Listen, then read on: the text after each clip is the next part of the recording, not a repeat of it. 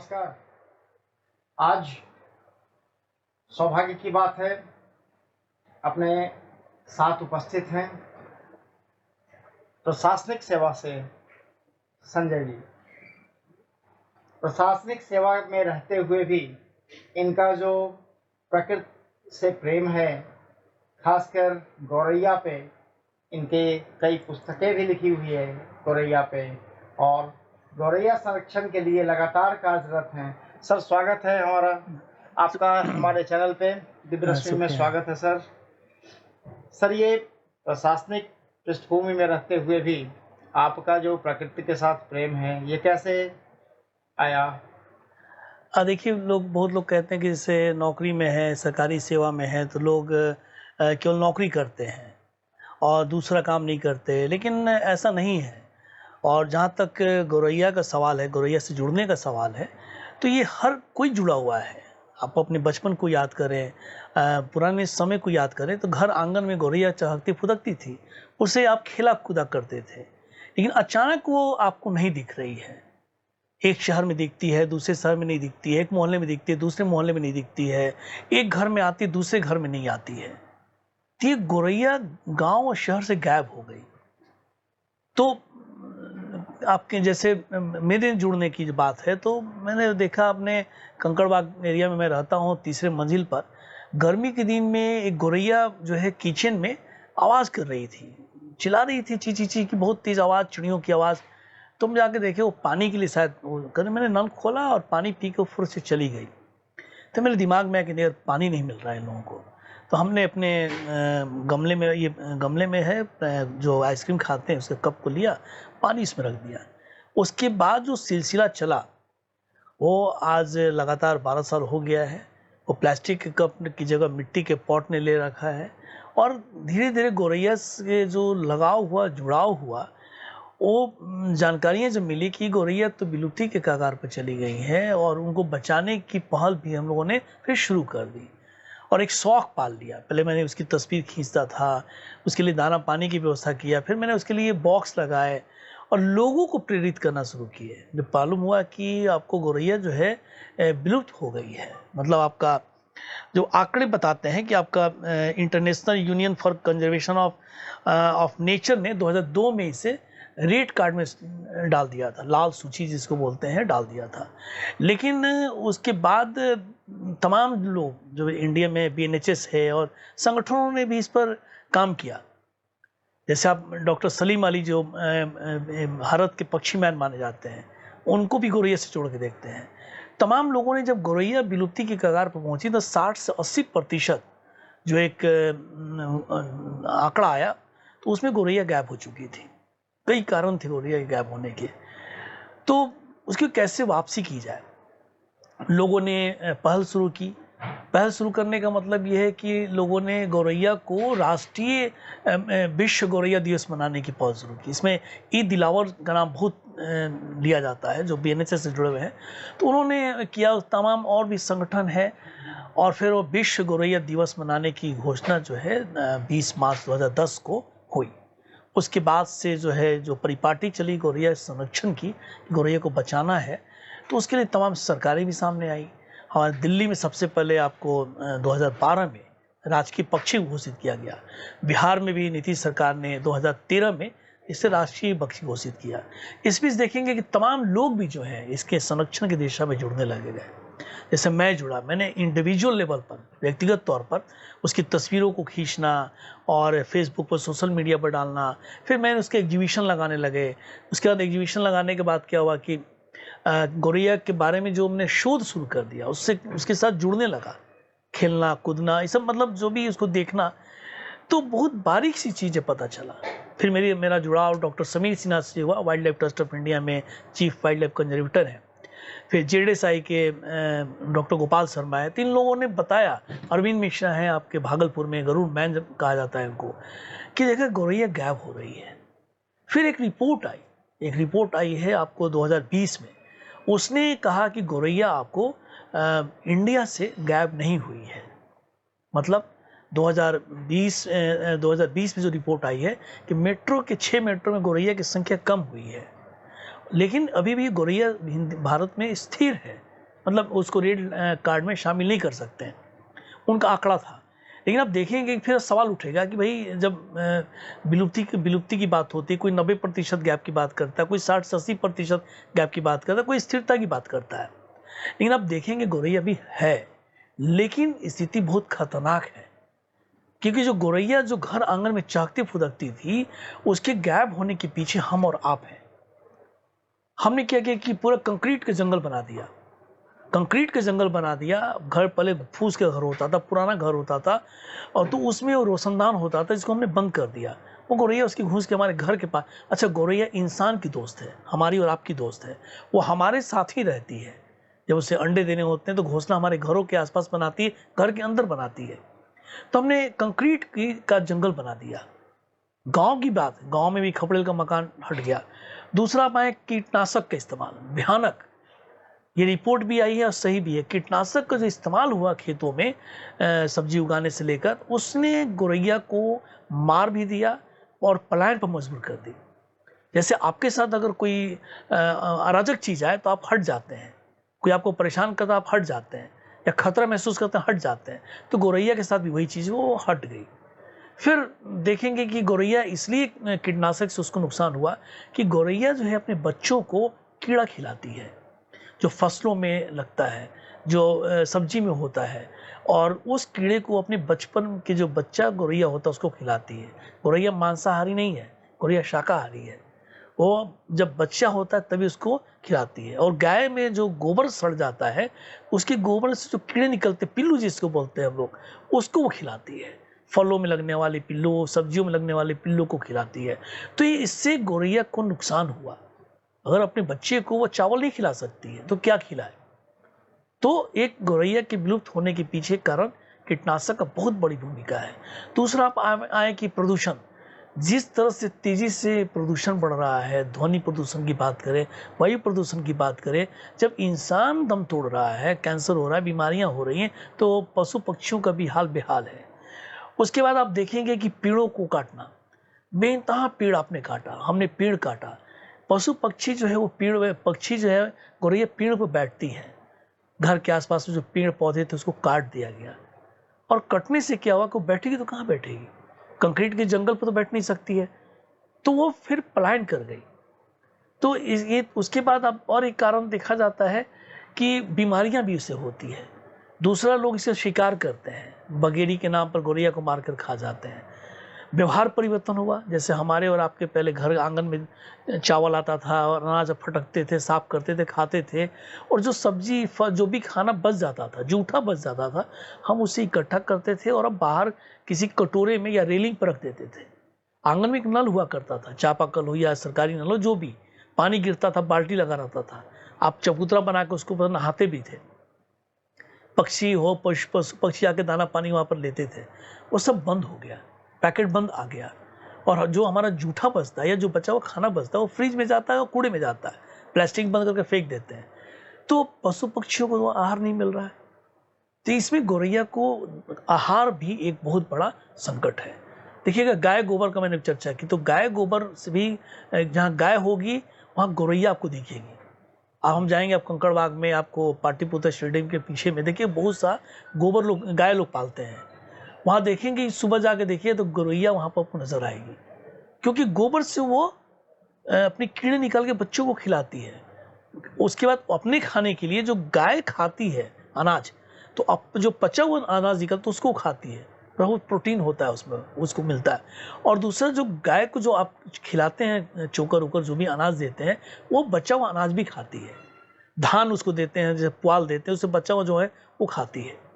वो सब जब चीज़ें जब बंद हो गई, व्यवहार परिवर्तन हो गया, तो गौरैया का पलायन होना स्वाभाविक। एक और बड़ा रोचक चीज़ है कि मोबाइल टावर, अक्सर आरोप लगाते हैं कि मोबाइल टावर के ने गौरैया को नुकसान किया। इसमें फिल्में बनी हुई हैं, बहुत चर्चा भी होता है। लेकिन जो जिस इंडियन बर्ड सोसाइटी ने रिपोर्ट लाया था 2020 में, उसमें उसने कहा था कि गौरैया को मोबाइल टावर से कोई खतरा नहीं है। फिर भी दूरसंचार मंत्रालय कहता है कि अगर आपको लगता है कि कोई मोबाइल टावर से अगर फ्रीक्वेंसी बढ़ी हुई है, रेडिएशन ज़्यादा निकल रहा है, तो आप ऑनलाइन कंप्लेन करें, उस पर कार्रवाई होगी। अब मोबाइल टावर की बात है, मोबाइल टावर बहुत ऊंचाई पर होता है, गौरैया वहाँ तक जाती नहीं है। मैंने पहले बताया जैसे कोई खतरा होगा तो आप हट जाएंगे। तो गौरैया इतनी सेंसिटिव है कि जब अपनी मीटिंग करती है या करता है मेल, तो अपने फीमेल गौरैया को बुलाता है, वो आवाज़ निकालता, बड़ी अजीब सी आवाज़ निकालता है, मतलब बुलाने की आवाज़ होती है। तो जब मीटिंग करते हैं तो वो ध्वनि प्रदूषण की वजह से उस तक आवाज़ नहीं पहुंच पाती है। तो जिससे फ्रीक्वेंसी निकलेगा, रेडिएशन की आवाज़ निकली, उसका जो होता है उत्सर्जन जो होता है वो इतना सेंसिटिव होता है कि उससे गौरैया भाग जाएगी। तो मोबाइल टावर का जो खतरा है उसको सही अभी तक नहीं माना गया, लेकिन जो विदेशों में जो इसको लेकर एक सर्वे हुआ था उसमें दिया गया था कि नहीं, इससे गौरैया को और चिड़ियों को नुकसान हो रहा है। लेकिन इंडिया में अभी ये अंतिम प्रमाण नहीं है कि मोबाइल टावर से गौरैया को नुकसान होता है, ये चीज़ है। इसी पे आपने पूरी एक किताब भी लिखी है। बिल्कुल, हाँ, मैंने एक किताब लिखी थी, अभी मैं जिंदा हूँ गौरैया। गौरैया कहती है कि 60 से 80% जो आकलन है, जो सर्वे है, उसके बाद कहती है गौरैया कि अभी मैं जिंदा, मुझे बचा लो। अगर अभी नहीं बचाओगे तो इंटरनेट पर फोटो देखोगे और आहे भरोगे। और सच्चाई भी है, अगर बच्चों को अगर आप गौरैया प्रोजेक्ट बनाने को दें तो गौरैया प्रोजेक्ट बनाने के लिए गौरैया को इंटरनेट पर फोटो देखना पड़ता है, उसके बारे में जानकारी लेनी पड़ती है। लेकिन इंटरनेट पर वही जानकारी मिलेगी जो इंटरनेट पर लोग डालते हैं। लेकिन जब हम देखेंगे किसी चीज़ को, जब प्रोजेक्ट बनाने शोध की बात होती है, तो वो हम अपने से नहीं लिख पाए। जैसे गौरैया बिल्कुल इंसान की तरह है, जो प्यार करती है। गौरैया नृत्य करता है, वो फीमेल ज़्यादा नृत्य करता है। जब बच्चे उसके जो होते हैं, वो बच्चे जो हम छोटे बच्चे अपनी माँ बाप से खाना मांगते हैं तो वो चीची चीची ची करके, मतलब आवाज़, मम्मी दो दो दो दो। तो गौरैया भी जो है ना, बच्चा गौरैया पंख फड़फड़ा कर चीची चीची ऐसे ऐसे मम्मी के आगे पीछे, पापा के आगे पीछे करता है वो। तो और जब मीटिंग का समय आता है तो गौरैया नृत्य करता है। उसका नृत्य इतना अद्भुत होता है कि आप देख कर मन खुश हो जाएंगे। तो जब शोध हो या बच्चा प्रोजेक्ट लिखे या कोई भी लिखना हो तो उसको रूबरू होना बहुत ज़रूरी है। तो इस किताब को मैंने उसमें डाला है कि अभी मैं जिंदा हूँ गौरैया, और फिर मैंने तस्वीरें डाली है और गौरैया को क्या क्या चाहिए, कैसे उसका संरक्षण करेंगे। मैंने एक नारा दिया, स्लोगन दिया है कि गौरैया को अगर घर वापसी चाहिए तो दाना रखिए, पानी रखिए, बॉक्स लगाइए, मतलब कृत्रिम बॉक्स, क्योंकि अब जंगल के कंक्रीट के जंगल को आप तोड़ नहीं सकते हैं, तो आप बॉक्स लगाइए, कृत्रिम बॉक्स लगाइए, लकड़ी का, मिट्टी का, जो भी है। उसके बाद आप पेड़ तो लगाएंगे ही, और थोड़ा सा प्यार दीजिए, जो आप अपने बच्चों को प्यार देते हैं आप प्यार दीजिए। क्योंकि जब आपके घर आंगन में वो चचाएगी तो आपको इतना सुकून मिलेगा कि आप उसको महसूस करने के बाद आपको पता चलेगा कि कई लोगों की ज़िंदगी इसने बदल दी है। मेरे पास कई घटनाएं हैं कि ज़िंदगी बदल देती है, कि उसकी आवाज़ इतनी मधुर होती है कि आप दंग रह जाएंगे। जैसे आप कौवा की आप आपने आवाज़ कर्कश सुनी होगी, लेकिन कौवा भी बहुत मीठा आवाज़ में बात करता है, बोलता है। कभी आप मेरे घर पर आके देखेंगे, मैं कंफ्यूज हो जाता हूँ कि कौवा जो है वो कौवा या कोई और चिड़िया है। तो उसमें भी प्यार के क्षण है, सब चीज़ है, एक इंसान की तरह है वो, तो हमें उससे प्यार करना पड़ेगा। एक दूसरी मैंने किताब लिखी थी, ओरी गौरैया। तो ओरी गौरैया में मैंने दिया कि कैसे गौरैया की घर वापसी हुई। जैसे आप घर में पेंटिंग करते हैं, घर में जैसे पेंटिंग करेंगे देखेंगे गौरैया वहाँ से निकल जाएगी, वो पेंट उससे बर्दाश्त नहीं होता है। जब पेंट खराब ये हो जाएगा तो फिर वापस आ जाएगी। उत्तर बिहार में एक गांव में गौरैया बहुत थी, लोगों ने पेंटिंग वुंटिंग कर दिया तो गौरैया भाग गई, वो चली गई खेतों में या इधर उधर चली गई। लेकिन जैसे ही वो आती है, दाना वाना खाई, फिर चल जाएगी, रहेगी नहीं। लेकिन जैसे बाढ़ आया और गांव में बाढ़ आने से पूरा गांव, घर उर सब ये हो गया, रंग छूट गया, फिर वापस आ गई। तो बड़ा ही अद्भुत तो उसका ये है, क्योंकि वो देखिए, जैसे इंसान का शरीर भी अपने आप में एक डॉक्टर होता है, गौरैया और भी अपने आप में एक डॉक्टर है। वो उसके पास तो कोई डॉक्टर नहीं, हम बीमार पड़ते हैं डॉक्टर पास चल जाते हैं, वो सारा चीज़ खुद से अपने को जी लेती है। तो उसको मैंने तमाम चीज़ों को उसमें किताब में डाला है, कैसे संरक्षण करें, इस सवाल को उठाया है। फिल्मों में गौरैया की चर्चा की है, साहित्य में गौरैया की चर्चा की है, इंसान से कैसे गौरैया बहुत नज़दीक है। एक मैंने चर्चा की है, जैसे चीन का आरोप आता है 1958 में, वहाँ के राजा थे माओ जेडोंग, उन्होंने गौरैया को 4 अकाल पड़ा था, तो 4 पेस्ट को मारने में गौरैया को भी शामिल किया। लोगों ने चुन चुन के गौरैया को मारा था और इनाम भी दिए गए थे। आज हालात ये कि वहाँ से अब चीन में गौरैया गायब है। फिर बाद में दूसरे साल भी अकाल पड़ गया, तो लगा रही तो गौरैया तो रिसर्च पता चला करी तो गौरैया तो फसलों के कीड़ों को खाती है, बचाती है। फिर उसके संरक्षण का सवाल सामने आ गया। तो चूंकि ये देखिए हमारे घर आंगन में रहती है, इसे शुभ भी मानते हैं, एक मतलब कह सकते हैं हिंदू धर्म में लोग मानते हैं, हालांकि इसको मैं नहीं मानता, क्योंकि अगर केवल हिंदू ही गौरैया का संरक्षण करे तो मुसलमान नहीं करेगा, सिख नहीं करेगा, ईसाई नहीं करेगा। तो हर विदेशों में भी होता है। कल मैं एक फिल्म देख रहा था, अमेरिकन फिल्म, तो उसमें देखा कि गौरैया के स्टैचू बना हुआ है। अब पटना में आप जाएंगे मीठापुर आर बोलो ये क्या मीठापुर नीचे जो गोलंबर है, वहाँ पर 5 गौरैया के एक पटना स्मार्ट सिटी के तहत बनाया गया है, गौरैया की स्टैचू बनाई गई है। तो विदेशों में इसकी भी पहल चल रही है कि इसको कैसे बचाया जाए। तो इसलिए, लेकिन हाँ, कुछ लोग इसको मार के खाते हैं, तो नहीं करना चाहिए वो, मतलब। और आपके जैसे घर में रहेगी ना, आपको रियली बता रहे हैं, ऐसा सुकून मिलेगा कि आप इसे आस्था से जोड़ के देखें, धर्म से जोड़ को देखें। ये बहुत मतलब प्यारा है, आपको आपकी दिशा बदल देंगे। ये है। आपके पास सर समय कैसे मिल पाता है इन सब कार्यों में, क्योंकि आपके साथ हाँ, के जैसे और भी लोग हैं, उन्हें भी चाहिए इस तरह का काम करना, तो उन्हें एक संदेश आपके तरफ से मिले। देखिए समय तो निकालना पड़ता है। जैसे समय में लगातार लिखता रहा हूँ, मैंने 13 किताबें लिखी है। अभी मेरी किताब आ रही है जुल्फ़िकार अली पर, 1857 के गुमनाम योद्धा हैं। तो समय निकालना पड़ता है। जैसे आप ब्रश उठ के आप ब्रश करते हैं, टाइम से आप नाश्ता करते हैं, खाना खाते हैं, शरीर बदरंग होने लगता है तो आप मॉर्निंग वॉक पर करने लगते हैं, शुगर बढ़ जाता है, बीपी बढ़ जाता है तो डॉक्टर के सलाह पर टहलने जाते हैं। तो अब तमाम जो चीज़ें अपने अपने लिए आप करते हैं ना, तो आप इस इकोसिस्टम के लिए भी तो आपको करना चाहिए। मतलब मैं नहीं कह रहा हूँ कि केवल गौरैया का संरक्षण करें। आप गौरैया का संरक्षण करेंगे तो आप देखेंगे कि उसके साथ तमाम चिड़ियों का संरक्षण करेंगे। लोग पितृपक्ष में कौवा को खोजते हैं कि अपने पितरों को खिलाने के लिए कौवा का उसको नहीं मिल रहा है। हमारे घर के पास कौवा भी बहुत है, कौवा का भी संरक्षण चाहिए, मैना का भी चाहिए। हमारे पास सिकरा बाज आता है, रोज़ पानी पीने के लिए बाज आता है। आज ही आया बाज, पूरा मैना चिल्लाने लगी, मैना को अंडा दी, ये उस चिल्लाने लगी। तो कहने को तो इस इकोसिस्टम में जितना जीने का अधिकार आपको है, उतना ही तमाम जीव जंतुओं को है। और ईश्वर ने या नेचर ने जो बनाया है सबको, बड़े सोच समझ के बनाया है। सबका संरक्षण जरूरी है और सबको नुकसान हमने पहुंचाया है। हमने कंक्रीट का जंगल बनाया, हमने पर्यावरण को नुकसान पहुंचाया। तो हम अपना समय निकालें, हर इंसान समय निकालेगा, थोड़ा सा समय तो निकालना है। अरे अपनी बालकनी, छत या खुले आंगन में या कहीं भी एक कटोरा में पानी रखना है, थोड़ा सा अनाज छींट देना है, एक लकड़ी का बॉक्स लगा दीजिए। और ऐसा नहीं है, थोड़ा सा प्यार दे दीजिए, पेड़ लगाइए अपने घर आंगन के आगे पीछे में। और मैं आपको बताऊं कि हजारों लोग इस मूवमेंट में जुड़ गए हैं और लोग कर रहे हैं। एक नहीं, मैं कई नाम है, मैं किनका नाम लूं। लड़के जुड़ रहे हैं, बच्चे जुड़ रहे हैं इससे। मतलब अद्भुत क्रांतिकारी, आप देखेंगे हर ओर गौरैया संरक्षण की बात हो रही है।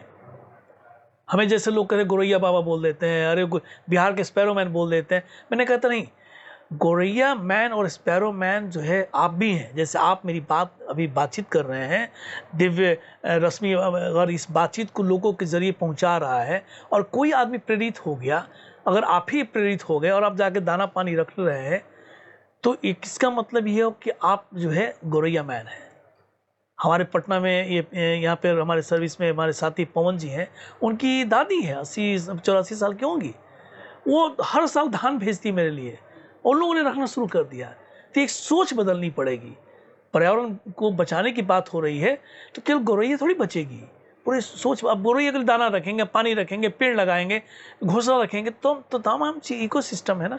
इस इकोसिस्टम में सबको रहना पड़ेगा। लेकिन सर, सरकारें डेवलपमेंट के नाम पे जो लगातार पेड़ों को काटती चली जाती है, आपको याद होगा सगुना मोड़ से लेकर बेली रोड तक जितने भी तमाम जगह थे, फिर खगौल से लेकर सगुना मोड़ तक जो स्थिति थी पहले, आज बिल्कुल कहीं देखने को नहीं मिलती है। हाँ देखिए, इसमें तो आपको विकास चाहिए, विकास चाहिए और सरकार को भी काम चाहिए। अगर नहीं विकास चाहिए तो ये आप कुछ काम चलेगा नहीं। लेकिन एक चीज़ क्या है कि पेड़ को काट कर, मतलब इतने पुराने पेड़ों को काट कर ये करना ये थोड़ा गलत है। लेकिन अब चूंकि सड़क बनानी है, अभी आप जाएंगे आसियाना दीघा रोड पर, मैं अभी उधर से आ रहा था, तो आप देखेंगे कि सड़क के पहले वो नाला था, नाले पर सड़क बना दी गई है और दोनों साइड में पेड़ हो गए हैं। जब आप गुजरेंगे तो आपको एहसास होने लगेगा अटल पथ के पास भी पूरा पेड़ था, लेकिन अटल पथ के पास भी पीछे साइड में देखिए पेड़ लगने लगे हैं, लेकिन जो तस्वीर उसके कटने के पहले थी कि पूरी हरियाली थी। बेली रोड के जो पेड़ थे, गुलमोहर के पेड़ बड़े, तो पट जाता था, या फिर आरा और उस साइड में जो पेड़ कटे, कई यही नहीं, इस पेड़ कटने से सड़कें नहीं बनी, उस पर जांघिल पक्षियाँ, बड़े बड़े जो बड़े पेड़ पक्षी आके उस पर घोंसला देते थे, उनके बच्चे अंडे सब टूट गए, कट गिर गए थे। तो ये नुकसान तो है ही। बाज और गिद्ध यहाँ खगोल में हाँ, रहता था, सब खत्म हो चुका है। तो ये इसके विकल्प सरकार को ढूंढना पड़ेगा। देखिए ट्रांसप्लांट का भी बात हुआ था, ट्रांसप्लांट नहीं हो सका। दूसरा क्या है कि हमें मिनी जंगल के, हम बार बार बोलते हैं, लोग पेड़ लगाते हैं, कोई कहता मैंने 10 लाख पेड़ लगा दिया, कोई कहता 20 लाख पेड़ लगा दिया, कोई बोलता 30 लाख पेड़ लगा दिया। पेड़ लगाइए, हर व्यक्ति को पेड़ लगाना चाहिए, लेकिन उसका रिजल्ट क्या है? और इसका रिजल्ट का मतलब है कि एक मिनी जंगल का कंसेप्ट होना। जैसे स्कूल का आपको ढूंढिए, जैसे स्कूल मान लीजिए उसके चारों तरफ चारदीवारी हो, तो चारदीवारी पर पेड़ लगा दीजिए। अगर पेड़ लगा देंगे, एक मिनी जंगल का कंसेप्ट। लेकिन होता क्या है, आप जैसे आप जाएंगे कंकड़बाग साइड में, हमने कहा देखे कि बहुत बड़ा शोरूम खुला एक दुकान का, उसमें आपको गुलमोहर का पेड़ था। मैं मॉर्निंग वॉक में टहल रहा था, देखा कि अरे पेड़ कट गया, 2 पेड़ को काट दिया। क्यों काट दिया? तो वो बड़ा सा जो शोरूम है उसको वो दिख नहीं पाएगा। उसी वजह से एक डॉक्टर का क्लिनिक खुला, उन्होंने पूरे गुलमोहर के पेड़ को काट के उसका पूरा छटाई कर दिया, पेड़ को काट दिया। तो ये पेड़ को काट के इसलिए कि उनकी दुकानें दिखनी चाहिए। आपके घर के अगर पेड़ आ जाए तो उसको काट देते हैं, लेकिन ऐसा नहीं है। कई लोग भी जो है जो पेड़ों को बचाने में लगे हुए हैं। जैसे मैं केरल में गया था, देखा घर के अंदर पेड़ है तो उसको लोगों ने बचाया। आप इधर हम जा रहे थे अरवल साइड, तो उसमें भी मैंने देखा कि रोड सड़क के बीच में एक पेड़ आ गया था, तो उस पेड़ को लोगों ने बचाया। पहल चल रही है, लेकिन कोशिश ये होनी चाहिए कि कई जगहों पर, विदेशों में तो पेड़ों पर काटने पर रोक लगा दी गई है और कहा गया कि आप पेड़ को छोड़ के रास्ता बनाइए। सर पब्लिक संवेदनशील है, लेकिन सरकारें संवेदनशील नहीं है इस मामले में। नहीं, सरकार पर हम दोष नहीं दे सकते पूरी तरह से। सरकार अगर सड़क नहीं बनाएगी तो कहेंगे सरकार कोई काम नहीं कर रही है, लेकिन सबसे ज़्यादा जिम्मेदार यहाँ पब्लिक भी है। पब्लिक इसलिए भी है कि आप देखिए, आपके घर के आगे मान लीजिए पेड़ लगा हुआ है, सरकारी पेड़ है, सड़क बन रही है, कंक्रीट की सड़कें बन रही है, और बनाया, और हाँ आप गए बोले कि यार इसको पाट दो सीमेंटेड, ठेकेदार को धमका के आप पूरा अपने सड़क से पूरा पाट देते हैं। पाट दिया, जमीन तो खत्म हो गई। जो घास हुआ करता था, घास ढूंढिए ना शहर में, घास आपको मिल जाए तो कंक्रीट पट गया रोड से, और रोड के किनारे जो आपके घर का हिस्सा भी बन गया। और पेड़ के जो चौराही है, पेड़ के जड़ के साइड में, उसको भी पाट देते हैं लोग। ये सरकारी एजेंसी भी करती है और लोग भी करते हैं। लोग मना नहीं करते कि इस पेड़ को बचाओ। दूसरा भी मैंने एक स्टोरी किया था कि लोग क्या करते, पेड़ पर लाइट लगा देते हैं। लाइट लगाने से क्या होता है, कौवा हो या जो भी पेड़ है, रात में वो जो पक्षी उस पर बैठता है वो उड़ने लगता है। आप सुनेंगे कौवा 12 बजे रात में काएं काएं करने लगता है, जैसे उड़ता है देखता है रोशनी चिल्लाने लगता है। तो ये सरकार को आप दोष दे सकते हैं। जैसे कई बक्सवा जंगल को काटने की बात हुई थी तो बहुत विरोध हुआ था, तो वो करेंगे, लेकिन आम लोग भी कितने जागरूक है उसके इस जंगल के सवाल को लेकर क्यों नहीं सामने आते हैं। कुछ चंद लोग ही आते हैं। अगर बहुगुणा जी की बात करें, जो पेड़ को पकड़ लेते थे, कितने लोग पेड़ को पकड़ते हैं, वो बस पर्यावरण दिवस के दिन आएंगे, पेड़ लगा लिया और यो किया, तो वो नहीं होगा। फोटो खिंचवा नहीं होगा। तो उसमें आपको पूरी तरह से आपको लोगों को गोलबंद करना पड़ेगा, आंदोलन करना पड़ेगा। अगर मान लीजिए बहुत सारे लोगों का कंसेप्ट, बहुत अच्छी बात है कि शादी में या फिर जन्मदिन पर एक पेड़ लगाने का करते हैं लोग, हम एक पेड़ लगाएंगे, लेकिन पेड़ लगाने के साथ साथ उसको देखना ज़रूरी होगा।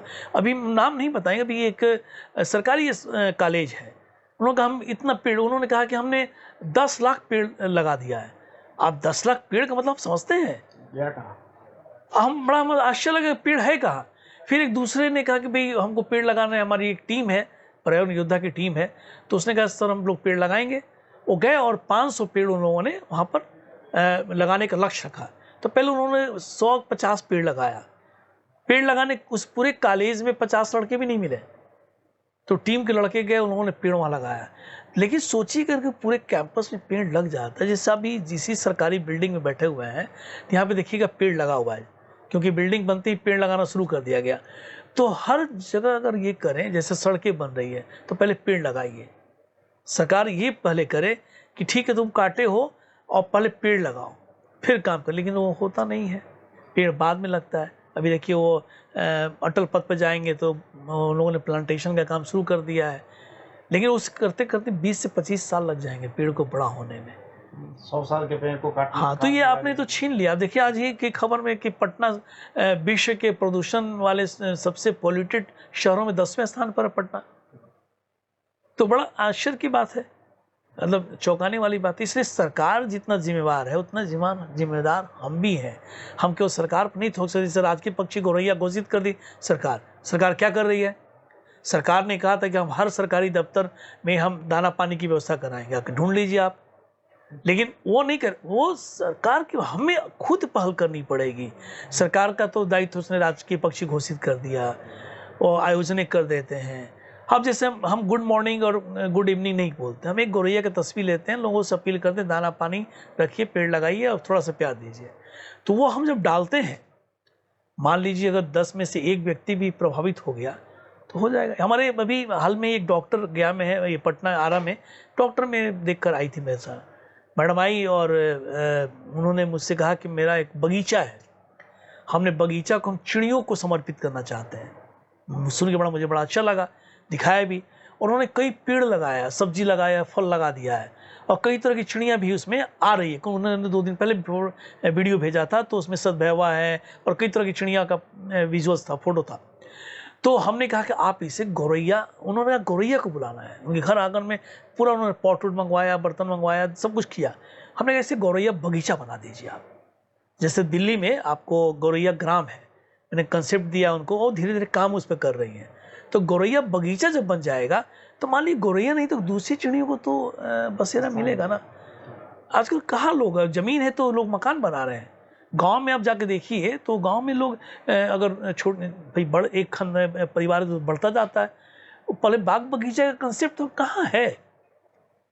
ढूंढ लीजिए, नहीं मिलेगा आपको। तोड़ के अपार्टमेंट बन जा रहा है, सीमेंटेड सड़क को सीमेंटेड कर दे रहे हैं, बना दे रहे हैं।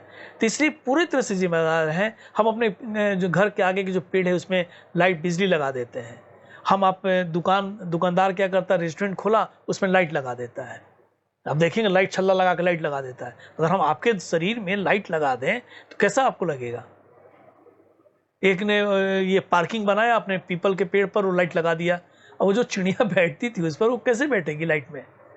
अगर हम रात भर आपके कमरे में लाइट जला दें तो आप सो पाएंगे क्या? तो इसलिए हम भी बहुत जिम्मेवार हैं। हमने ही गौरैया को भगाया, हमने भी दूसरी चिड़ियों को भगाया, हमने पशु पक्षियों को दुरदुरा दिया, भगा दिया। ये सब चीजें हैं।